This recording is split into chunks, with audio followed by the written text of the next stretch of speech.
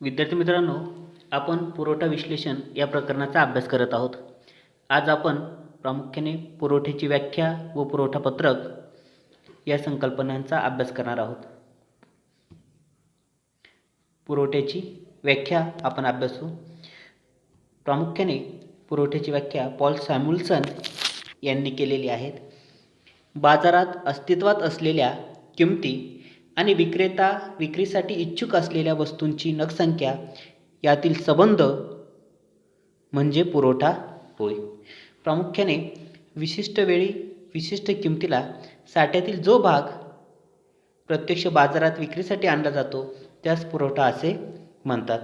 पुरवठ्याचा संबंध वस्तूच्या नगसंख्येशी असून विशिष्ट काळात विशिष्ट किमतीला विक्रेत्याची वस्तू विकण्याची इच्छा आणि तयारी हे प्रामुख्याने याद्वारे स्पष्ट होत असलेलं आपल्याला दिसून येतं की प्रामुख्याने विशिष्ट वेळेला विशिष्ट किमतीला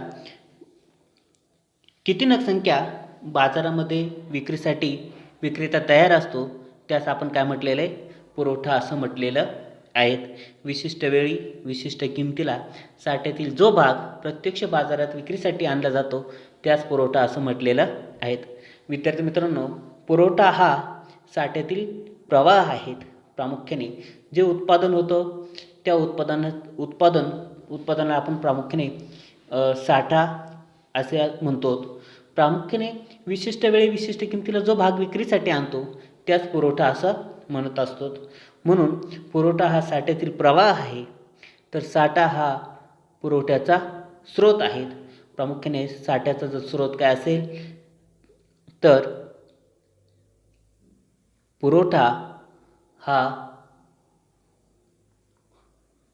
साठा हा पुरवठ्याचा स्रोत असलेला आपल्याला म्हणता येईल.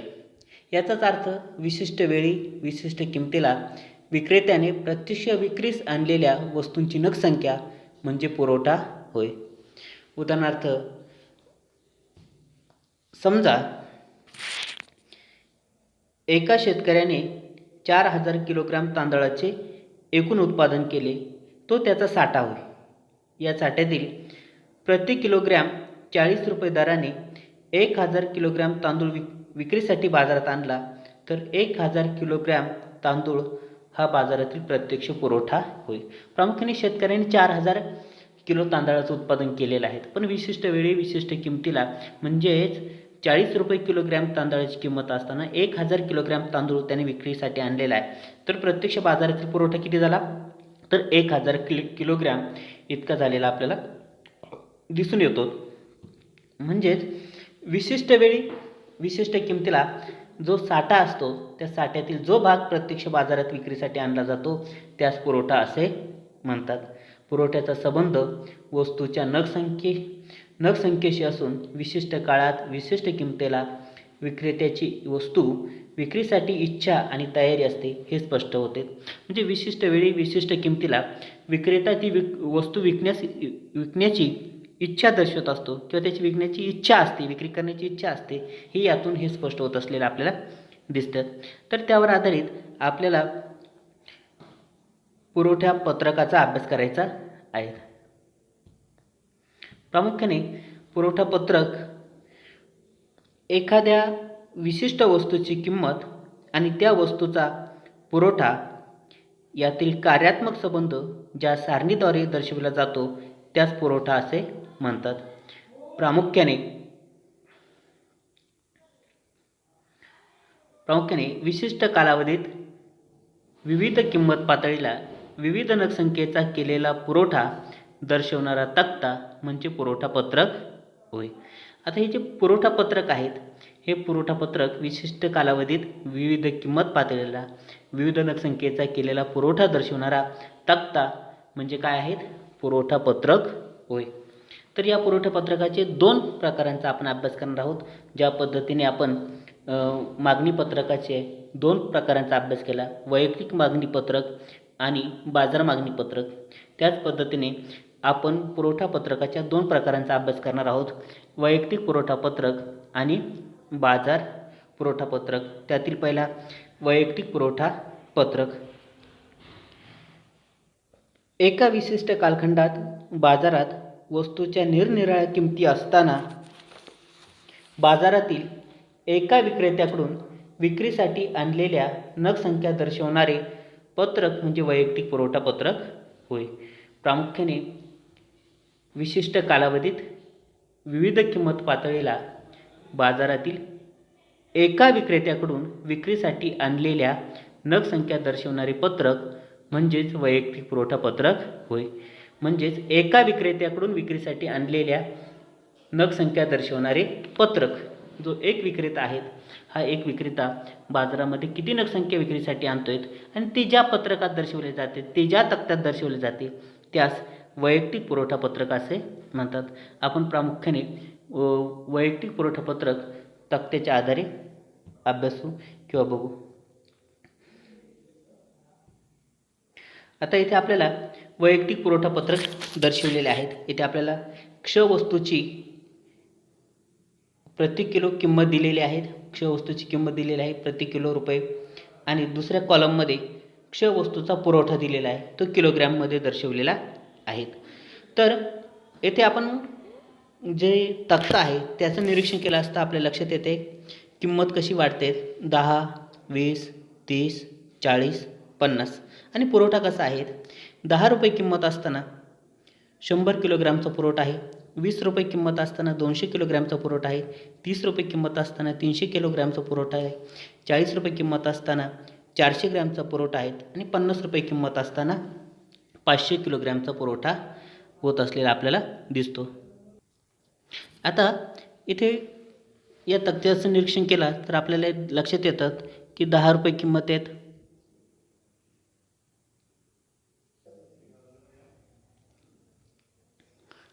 या तक्त्याचं निरीक्षण केलं असता आपल्या लक्षात येतात की 10 रुपये किंमत असताना 100 किलोग्रॅमचा पुरवठा केला जातो.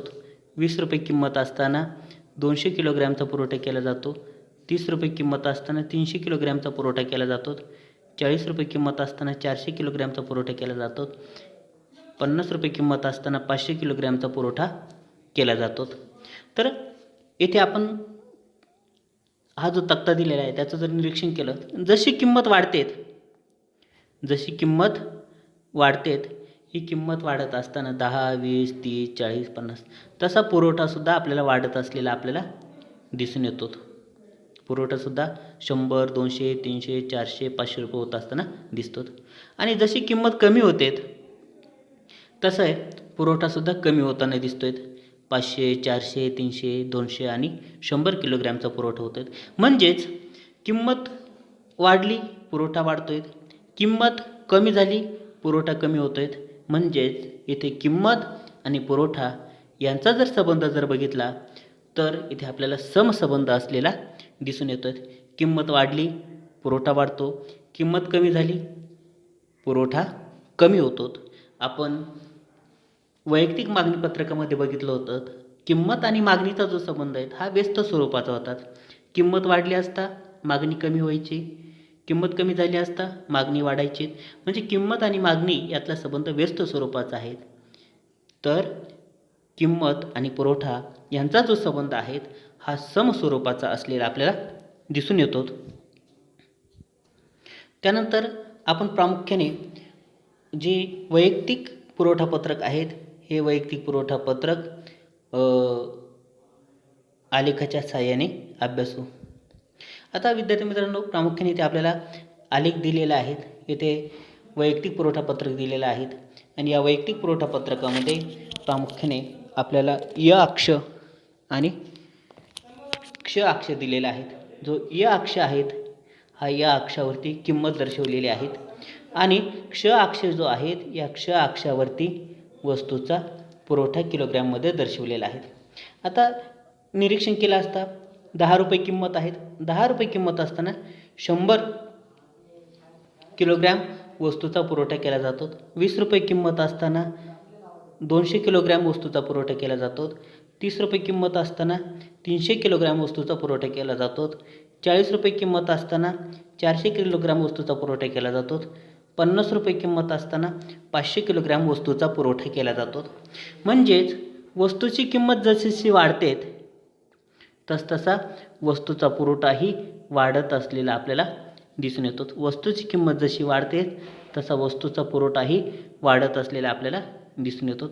म्हणजेच येथे असलेला दर्शवलेला जो वैयक्तिक पुरवठा वक्र जो आहे वैयक्तिक प प हा वैयक्तिक पुरवठा वक्र जो आहे हा वैयक्तिक पुरवठा वक्र डावीकडून उजवीकडे वरच्या दिशेने जात असलेला आपल्याला दिसून येतो. प हा वैयक्तिक पुरवठा वक्र डावीकडून उजवीकडे वरच्या दिशेकडे जात असलेला आपल्याला दिसून येतो, कारण जशी किंमत वाढते तसा पुरवठा वाढत असलेला आपल्याला दिसतो. किंमत वाढल्यामुळे पुरवठा वाढतो आणि त्यामुळे जो असलेला प हा पुरवठा वक्र आहे तो डावीकडून उजवीकडे वरच्या दिशेकडे जात असलेला आपल्याला दिसतो. आणि इथे किंमत आणि पुरवठा यातील जो संबंध आहे हा किंमत आणि पुरवठा यातील संबंध प्रामुख्याने समस्वरूपाचा असलेला आपल्याला दिसून येतो. त्यानंतर विद्यार्थी मित्रांनो, आपण बाजार पुरवठा पत्रकाचा अभ्यास करू. बाजार पुरवठा पत्रक एका विशिष्ट कालावधीत बाजारात निरनिराळ्या किमती असताना बाजारातील सर्व विक्रेत्यांनी विक्रीसाठी आणलेल्या विविध नगसंख्या दर्शवणारे पत्रक म्हणजे बाजार पुरवठा पत्रक होय. प्रामुख्याने विशिष्ट कालावधीत विविध किंमत पातळीला बाजारातील सर्व विक्रेत्यांनी विक्रीसाठी आणलेल्या नगसंख्या दर्शवणारे पत्रक म्हणजे बाजार पुरवठा पत्रक होय. प्रत्येक किंमत पातळीला केलेल्या वैयक्तिक पुरवठ्याची बेरीज केल्यास बाजार पुरवठा मिळतो. प्रामुख्याने बाजार पुरवठ्याची जी संकल्पना आहे ती पुढील कोष्टकाच्या सहाय्याने अधिक चांगली स्पष्ट करता येईल. ती कोष्टक आपण बघा. विद्यार्थी मित्रांनो, समजा प्रामुख्याने आपल्याला बाजारामध्ये 3 ग्राहक आहेत, 3 विक्रेते आहेत असे मानू. बाजारामध्ये अ, ब आणि क हे 3 विक्रेते आहेत. तर बाजार पुरवठा पत्रक म्हणजे काय? विशिष्ट कालावधीत बाजारात निरनिराळ्या किमती असताना बाजारातील सर्व विक्रेत्यांनी विक्रीसाठी आणलेल्या विविध नगसंख्या दर्शवणारे पत्रक. सर्व विक्रेत्यांनी विक्रीसाठी आणलेल्या विविध नगसंख्या दर्शवणारे पत्रक म्हणजे बाजार पुरवठा पत्रक होय. प्रामुख्याने आपल्याला जो कोष्टक दिसत आहेत त्यामध्ये वस्तूची किंमत दर्शवलेली आहेत, वस्तूचा पुरवठा इथे दर्शवलेला आहे. वस्तूचा पुरवठा प्रामुख्याने अ, ब, क बाजारातील 3 विक्रेत्यांच्या आधारे पुरवठा केला जातो. आणि बाजारातील जो एकूण पुरवठा आहे हा एकूण पुरवठा इथे दर्शवलेला आहेत. म्हणजे सर्व विक्रेत्यांनी विक्रीसाठी आणलेल्या विविध नगसंख्या दर्शवणारे ते पत्रक आहेत. प्रामुख्याने 10 रुपये किंमत आहेत. 10 रुपये किमतीला अ विक्रेत्याने 100 किलोग्रॅम वस्तूंचा पुरवठा बाजारात केला. ब विक्रेत्याने 200 किलोग्रॅम वस्तूचा पुरवठा केला. क विक्रेत्याने 300 किलोग्रॅम वस्तूचा पुरवठा केला. तर एकूण पुरवठा जो आहे अ विक्रेता अधिक ब विक्रेता अधिक क विक्रेता मिळून जो एकूण पुरवठा आहे तो 600 किलोग्रॅम झालेला आहे. किती झालेला आहे? 600 किलोग्रॅम. म्हणजे बाजारातील बाजार पुरवठा पत्रक जे आहेत हे बाजार पुरवठा पत्रक किंवा 10 रुपये किमतीला एकूण पुरवठा हा 600 किलोग्रॅम झालेला आहे. किती झालेला आहे? 600 किलोग्रॅम. आता इथे आपल्याला लक्षात येईल 20 रुपये किंमत आहे, 30 रुपये आहे, 40 रुपये, 50 रुपये किंमत आहेत. असे 20 रुपये, 30 रुपये, 40 रुपये, 50 रुपये किंमत असताना अविक्रेता 200, 300, 400, 500 किलोग्रॅम वस्तूंचा पुरवठा करतो. ब विक्रेता 300, 400, 500, 600 किलोग्रॅम वस्तूंचा पुरवठा करतो. आणि क विक्रेता 400, 500, 600 आणि 700 किलोग्रॅम वस्तूंचा पुरवठा करतो. तर एकूण बाजार पुरवठा तो आहे तो प्रामुख्याने 900, 1200, 1500 आणि 1800 किलोग्रॅम असलेला आपल्याला दिसून येतो. तर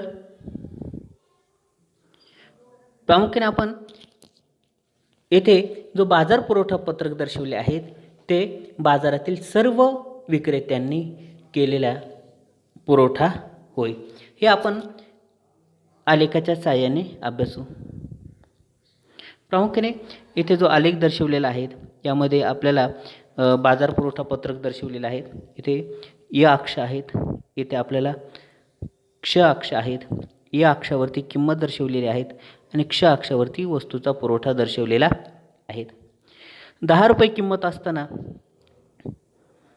300 नगांचा पुरवठा केला जातो, 300 किलोग्रॅमचा पुरवठा केला जातो. 20 रुपये किंमत असताना 600 किलोग्रॅमचा पुरवठा केला जातो. 30 रुपये किंमत असताना 900 किलोग्रॅमचा पुरवठा केला जातो. 40 रुपये किंमत असताना 1200 किलोग्रॅमचा पुरवठा केला जातो.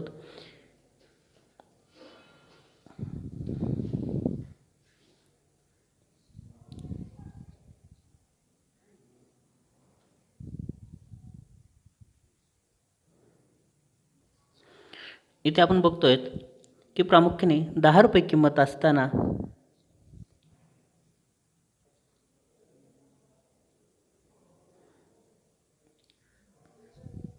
इथे आपण बघतोय की 10 रुपये किंमत असताना 600 किलोग्रॅमचा पुरवठा केला जातोय.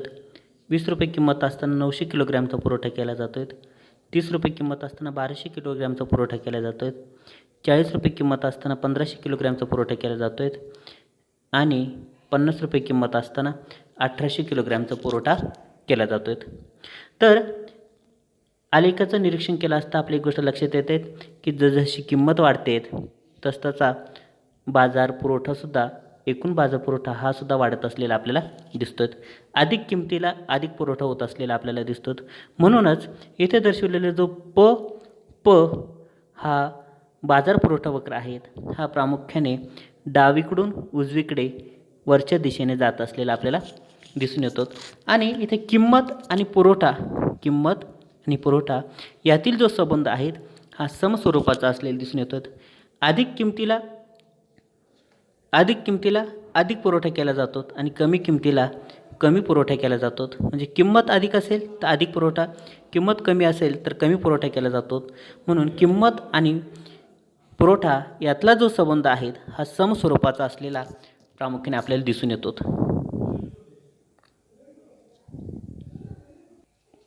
विद्यार्थी मित्रांनो, आपण पुरवठा आणि किंमत यातील समसंबंध अभ्यासलात. प्रामुख्याने पुरवठ्यावरती अनेक घटक परिणाम करत असतात. ते कोणकोणते घटक परिणाम करतात किंवा पुरवठा निर्धारण करणारे कोणकोणते घटक आहेत ते आपण अभ्यासणार आहोत. त्यातील पहिला घटक आहेत वस्तूची किंमत. प्रामुख्याने जास्त किमतीला अधिक पुरवठा केला जातो, कमी किमतीला कमी पुरवठा केला जातो. प्रामुख्याने अशा प्रकारे किंमत व पुरवठा यांचा समसंबंध असतो की प्रामुख्याने जास्त किमतीला अधिक पुरवठा, कमी किमतीला कमी पुरवठा केला जातो. अशा प्रकारे किंमत आणि पुरवठा यांचा समसंबंध असलेला आपण बघितलेला आहे. म्हणजे किंमत कमी असेल तर कमी पुरवठा, किंमत जास्त असेल तर जास्त पुरवठा केला जातो. म्हणजेच किमतीचा परिणाम हा पुरवठ्यावरती होत असलेला आपल्याला दिसून येतो. त्यानंतर दुसरं आहे तंत्रज्ञानाची स्थिती. प्रामुख्याने उत्पादन तंत्रातील सुधारणामुळे उत्पादन खर्च कमी होऊन उत्पादन वाढते व पुरवठाही वाढतो. की जे तंत्रज्ञान आपण वापरतो, अत्याधुनिक तंत्रज्ञान जर वापरत असेल तर अत्याधुनिक तंत्रज्ञानामुळे अधिक उत्पादन घेतलं जातं आणि अधिक पुरवठा केला जातो. जर आपण जुनं तंत्रज्ञान वापरत असाल तर जुन्या तंत्रज्ञानामुळे कमी पुरवठा होत असतो, कमी उत्पादन होत असतं आणि कमी पुरवठा होत असतो. तंत्रज्ञानाची स्थिती कशी आहेत यावरती सुद्धा पुरवठा निर्धारण हे अवलंबून असतं. तंत्रज्ञानाचा परिणाम हा पुरवठ्यावरती होत असलेला आपल्याला दिसून येतो. त्यानंतर उत्पादन खर्च. प्रामुख्याने उत्पादन घटकांच्या किमती वाढल्या तर उत्पादन खर्च वाढतो, परिणामी पुरवठा कमी होतो. प्रामुख्याने उत्पादन घटक भूमी, श्रम, भांडवल, संयोजक हे जे आहेत हे उत्पादन घटक आहेत. यांना दिला जाणारा जो मोबदला आहे तो त्याचा जर खर्च वाढला तर आपोआपच वस्तूच्या किमती वाढतात आणि परिणामी पुरवठा हा काय होत असतो, कमी होत असतो. म्हणून उत्पादन खर्चाचा परिणाम हा एकंदरीतपणे पुरवठ्यावरती होत असलेला आपल्याला दिसून येतो. म्हणजे उत्पादन खर्च हा पुरवठा निर्धारित करणारा एक महत्त्वाचा घटक असलेला आपल्याला दिसतो. त्यानंतर पायाभूत सुविधा. पायाभूत सुविधांचा जर अभाव असेल तर प्रामुख्याने पुरवठा कमी होतो आणि सुविधा अधिक उपलब्ध असल्यास पुरवठा हा जास्त होतो. प्रामुख्याने वीज, वाहतूक, दळणवळण इत्यादी पायाभूत सुविधांचा परिणाम हा उत्पादन प्रक्रियावर पुरवठ्यावर होत असलेला आपल्याला दिसून येतो. या सुविधांच्या अभावामुळे पुरवठा कमी होतो आणि सुविधांची जर अधिक उपलब्धता असल्यास पुरवठा जास्त होत असलेला आपल्याला दिसून येतो. जर पायाभूत सुविधा मुबलक प्रमाणात आहे, चांगल्या पद्धतीची आहे, तर आपोआपच पुरवठा अधिक प्रमाणात होत असतो. ज्या भागामध्ये पायाभूत सुविधा विकसित झालेल्या आहेत त्या भागातून किंवा ज्या प्रदेशातून अधिक प्रमाणात वस्तूंचा किंवा उत्पादन घेतलं जातं, अधिक प्रमाणात पुरवठा केला जातोच. म्हणजे पायाभूत सुविधांचा परिणाम हा पुरवठ्यावरती होत असलेला आपल्याला दिसून येतो. त्यानंतर सरकारची धोरणे. प्रामुख्याने अनुकूल शासकीय धोरणामुळे पुरवठा वाढतो आणि प्रतिकूल शासकीय धोरणामुळे पुरवठा कमी होतो. सरकारचे करविषयक, अर्थसहाय्य, औद्योगिक धोरणे इत्यादी धोरणामुळे उत्पादन आणि पुरवठा कमी जास्त होऊ शकतात. त्यामुळे सरकारच्या धोरणावर पुरवठा अवलंबून असलेला आपल्याला दिसून येतो की सरकारचं धोरण कशा स्वरूपाचं आहे. या धोरणाचा प्रामुख्याने होतो आणि पुरवठा कमी जास्त होत असलेला आपल्याला दिसून येतो. त्यानंतर नैसर्गिक परिस्थिती. प्रामुख्याने कृषी उत्पादनाचा जो पुरवठा आहे हा नैसर्गिक परिस्थितीवरती खूप मोठ्या प्रमाणात अवलंबून असतो. कृषी उत्पादनाचा पुरवठा नैसर्गिक परिस्थितीवरती अवलंबून असलेला आपल्याला दिसून येतो. चांगला पाऊस, योग्य हवामान असल्यास अधिक उत्पादन होते आणि त्यामुळे कृषी उत्पादन वाढून पुरवठा वाढतो. या उलट प्रतिकूल हवामानामुळे पुरवठा कमी होत असलेला आपल्याला दिसतो. जर हवामान प्रतिकूल असेल तर कमी उत्पादन होतं आणि त्याचा परिणाम पुरवठाही कमी होत असलेला आपल्याला दिसतो. त्यानंतर प्रामुख्याने भविष्यकालीन किमतीचा अंदाज. नजीकच्या भविष्यात किमती वाढण्याची शक्यता असल्यास उत्पादन साठा वाढेल, त्यामुळे पुरवठा कमी होईल आणि याउलट किमती कमी होण्याची शक्यता असल्यास उत्पादन साठा कमी करून पुरवठा वाढेल. की भविष्यकालीन किमतीच्या अंदाजामुळे सुद्धा पुरवठा हा कमी अधिक होत असतो. जो उत्पादक आहेत हा भविष्यकाळात किमतीचा अंदाज घेत असतो आणि त्यावरती पुरवठा हा कमी अधिक करत असतो. त्यानंतर इतर जे घटक आहेत या इतर घटकामध्ये प्रामुख्याने बाजाराचे स्वरूप. बाजाराचं स्वरूप कशा स्वरूपाचं आहे त्यावरती सुद्धा पुरवठा हा अवलंबून असतो. त्याचबरोबर इतर वस्तूंच्या सापेक्ष किमती.